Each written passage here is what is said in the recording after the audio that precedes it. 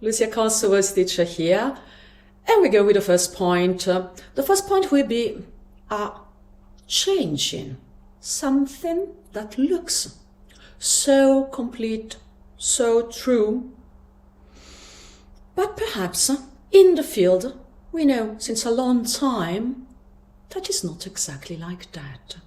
And to put at now state of the knowledges and at what the state of the knowledges is since decades, but it did not become common knowledge. The first thing is voice is controlled, produced, determined by just the airflow and the pressure of the air. To do that, I will give you some data after, and also one fantastic keynote speaker of this year at PVOC. But first, it is, as usual, because we are doing bottom-up, an image. Yeah, an organ pipe. Why?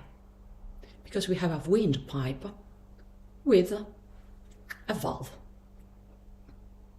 Also said, when you think and when you act, as your voice was only produced by the speed, the pressure of the airflow, of the air, if you want, and the valve, you're doing what? You're doing one pipe of an organ pipe. And if I ask you, can one only pipe of an organ pipe do everything that our voice can do? Can we use the voice like that? In some sort, yes. Do we have to do it like that? There start the nuancing. The keynote speaker, a fantastic surgeon, he made a point that I make since some 15 years. Vocal folds get damaged when you have too much air pressure and not enough stiffness. I will make you another example. This is an article citing what Ingo Titze from some decades ago, telling you that yet to the breath flow, also said the air of the organ pipe and the valve of the organ pipe, we have to add what? The posturing of the intrinsic and extrinsic larynx muscles. When we get to the intrinsic, we still are in some sort in what it makes a difference to an organ pipe, because an organ pipe doesn't have a musculoskeletal system here to stiffen and posturing. So yet you have not only another contribution, but the fact that you're not going to posture just to push the air. You're going to posture so that the effective ratio of the pressure of the air will manifest as different notes, different harmonics,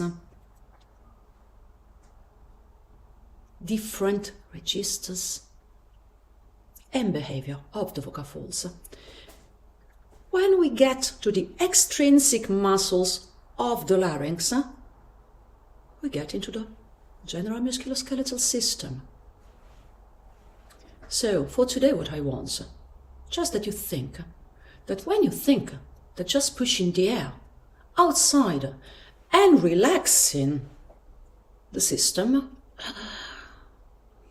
it is yet proven, observed, stated that from all the points of view, you're not acting in the context of your voice system.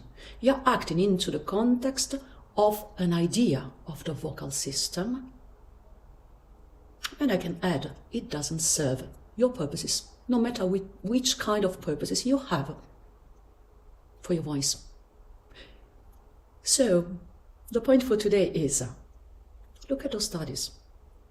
Look at this idea, this image, because with the image it's more evident the thing.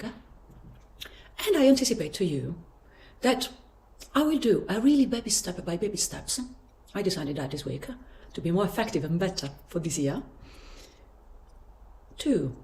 At what we know now, plus my contribution,